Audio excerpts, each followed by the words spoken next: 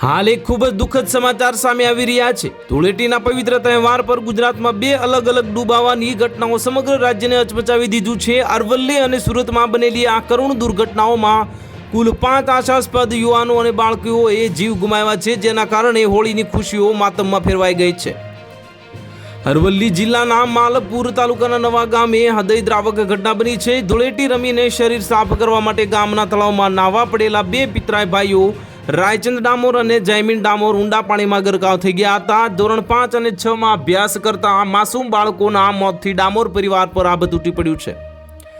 Modasa fire બ્રિગેડની ટીમે ભારે જહેમત બાદ બંનેના મૃતદેહ બહાર કાઢ્યા હતા, જેમને પોસ્ટમોર્ટમ અર્થે માલપુર CHC ખાતે ખસેડાયા છે। સુરત જિલ્લાના માંગરોળ તાલુકાના પાનસરા ગામ પાસે પણ આવી જ એક ગમખ્વાર ઘટના બની છે। કીમ નદીમાં ધૂળેટીના દિવસે નાહવા ગયેલા 3 મિત્રો ઊંડા પાણીમાં ડૂબી ગયા હતા। મૃતકોની ઓળખ ચંદ્રભૂષણ સિંહ, હેપ્પી સિંહ અને સંજય ધનજી માંગુકિયા તરીકે થઈ છે। ફાયર બ્રિગેડ અને સ્થાનિક તરવૈયાઓએ નદીમાંથી ત્રણેયના મૃતદેહ બહાર કાઢી કીમ PHC સેન્ટર ખાતે મોકલી આપ્યા છે અને કોસંબા પોલીસે આ મામલે ગુનો નોંધી આગળની તપાસ હાથ ધરી છે।